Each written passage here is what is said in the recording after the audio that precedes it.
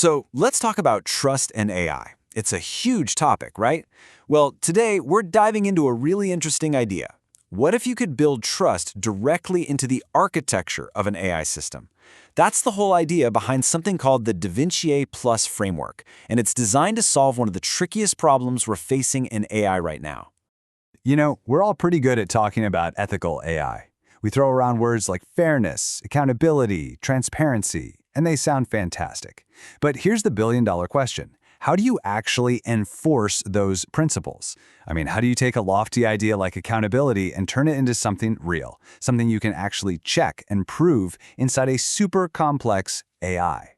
And that right there is the heart of the problem. This isn't just some academic debate anymore. AI is everywhere, in our jobs, our homes. So the conversation has totally shifted. It's moved out of the philosophy department and into the boardroom. We're talking about serious legal risks and the nitty-gritty of making sure policies are actually being followed.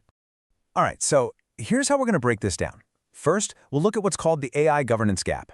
Then we'll get into the DaVinciA Plus framework itself, especially its 3 core layers. And finally, we'll see how it all clicks together to actually put trust and oversight into practice.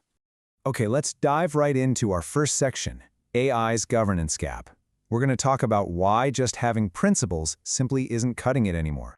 So, to make sure we're all on the same page, what exactly is AI governance? Well, think of it as the rule book for how a company uses AI. It's not just about the tech itself, but all the processes and policies around it. It answers the big questions: who's in charge, how do we manage risks, and how do we make sure we're actually following the rules? And here's the big but. A lot of AI systems get pushed out the door without this kind of solid structure in place, and that creates what we call a governance gap. It's a huge problem, because when there's no framework, how can you possibly prove why an AI did what it did? And if something goes wrong, who's actually accountable? It all gets very murky very fast. All right, so that gap is the problem. Now let's talk about a potential solution. That brings us to our next section, a framework for accountability, where we'll introduce DaVinciA Plus. So this is DaVinciA, and the first thing to know is it's not a product you buy off the shelf. It's not software. It's more like a blueprint. It's a publicly available set of rules for how to build AI, especially for really critical industries like finance or healthcare, where you absolutely have to be able to trust the system. Okay, and this is super important to understand. Let's be clear about what DaVinciA Plus is and what it isn't. It is a reference framework, a structural overlay you can put on top of any technology you're using. It's completely tech neutral.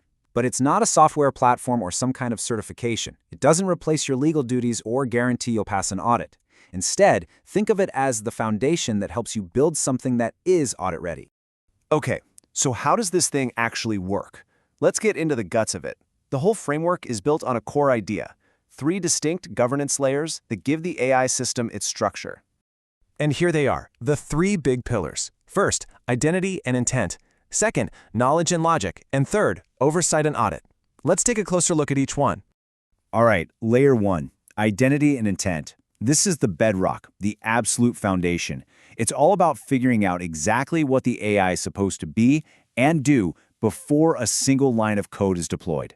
Basically, this layer makes you answer the tough questions up front. What's the system's job?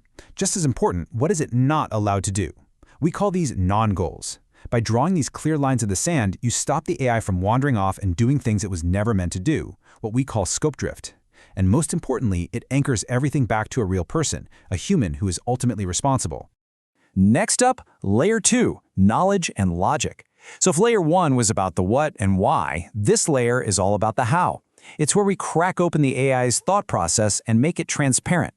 This is where we get away from the whole black box problem. Instead, the AI's reasoning becomes a governed space. What does that mean? It means you explicitly define everything: which data sources are okay to use, which tools it can touch, which logic paths it's allowed to follow, and crucially, every single one of these rules is under version control, so you have a perfect, traceable audit trail for every decision it makes. And that brings us to the final piece of the puzzle, layer 3, oversight and audit. This is where the rubber really meets the road, embedding human control right into the system's moment-to-moment operations. This layer is what makes accountability real and practical. It defines exactly when a human needs to step in, the human-in-the-loop controls. It lays out the exact escalation path for when the AI gets stuck or sees something risky, and it makes sure that every single action is logged. This isn't just for show. It's about generating the hard evidence you're going to need when the auditors come knocking. Okay, so we've got our 3 layers. Now let's pull it all together and see how this framework actually helps in the real world, with things like compliance and keeping humans in control. Now, this is a really core idea, a major shift in thinking. With a framework like this, human oversight isn't just an "oh no" button you press when something breaks. It's not a reactive measure. It's a proactive component that's literally woven into the system's DNA from day one. And you can see how this plays out in practice. Just look at something like the EU AI Act. It says high-risk AI must have effective human oversight. Okay, but what does effective mean? Well, DaVinciA gives you the answer by translating that vague legal rule into concrete controls. Things like, a human must approve every output, or here is the exact escalation path from a technical issue to the CTO all the way to an oversight board. There's no ambiguity. You know, a lot of people hear governance and structure, and they immediately think it's going to slow everything down and kill innovation. But the argument here is that it's actually the exact opposite. Flying blind with no structure, that's what slows you down with risks, failures, and regulatory headaches. This kind of solid foundation is what gives you the freedom to innovate safely and sustainably. And this quote just nails the whole philosophy. It's all about getting ahead of the problem. You establish governance before you scale. You generate evidence before the audit. You create clarity before things get hopelessly complex. It's about being prepared, not just reacting. So I'll leave you with this to think about. As AI gets more and more powerful, is this kind of structured governance just red tape that gets in the way of progress? Or is it the only thing that can provide the guardrails we need to innovate without, breaking the world? Something to chew on. Thanks for joining me.